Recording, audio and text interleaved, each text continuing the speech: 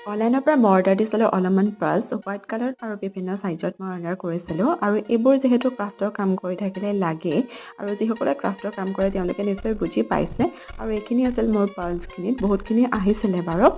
আৰু এইখিনি দহি গোঠাটো ব্যৱহাৰ কৰিব পাৰি তাৰপিছত বিভিন্ন হুক আৰ্ট আৰু লিপন আৰ্ট এই সকলোতে মণি লগাবলৈ ব্যৱহাৰ কৰিব পাৰি আৰু এনেকৈ বেছিকৈ কিনি ল'লে সুবিধা হয় যিহেতু লাগিয়ে থাকে ব'লক তেতিয়াহ'লে ভিডিঅ'টো আৰম্ভ কৰোঁ ৰাতিপুৱা 10 বজাৰ পৰা ভিডিঅ'টো আৰম্ভ কৰিছোঁ আৰু ৰাতিপুৱাৰ চাহকাপ বেয়া খাই ল'লোঁ তাৰপিছত দিনটো ভিডিঅ' কৰা নহ'ল যিহেতু দেৰিকৈ উঠিছোঁ সময় নিমিলিলে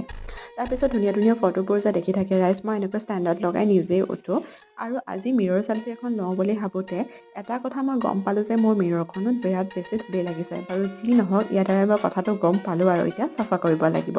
তাৰপিছত আবেলিলৈ ওলাই গ'লোঁ মাৰ লগতে আগফালে আৰু এয়া আছিলে মই তাত কেইখনমান ধুনীয়া ধুনীয়া ফটো ইতিমধ্যে ইনষ্টা আৰু ফেচবুকত আপোনালোকে নিশ্চয় দেখা পাইছে আজিলৈ ইমানেই চাই থাকিব